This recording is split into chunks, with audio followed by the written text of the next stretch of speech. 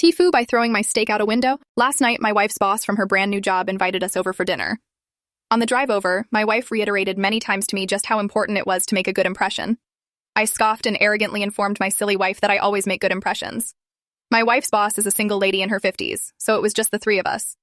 We chit-chatted over drinks and salads and seemed to really be hitting it off. She laughed at my well-timed, perfectly appropriate jokes, and my wife seemed pleased. Soon she brought out the main course, a nice big juicy steak for each of us. As I began to cut into my steak, I was discouraged to discover how undercooked this steak was.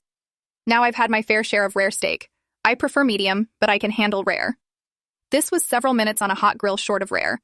I probably could have resuscitated the cow had I tried.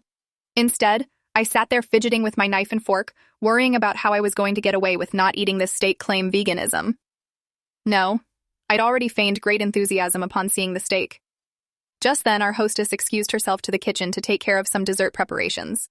As I looked across the fancy dining room table at the open window of this third-story apartment, a cartoon light bulb appeared over my head. I knew I had to be decisive, realizing that she could return at any moment I committed.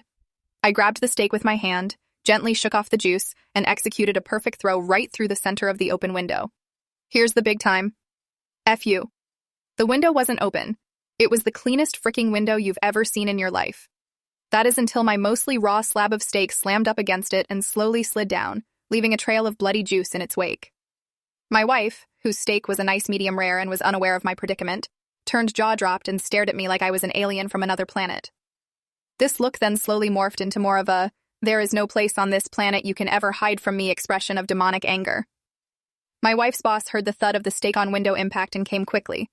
She took in the scene, the steak sitting on the windowsill, the blood trail my empty plate, and then gave me an inquisitive, puzzled look.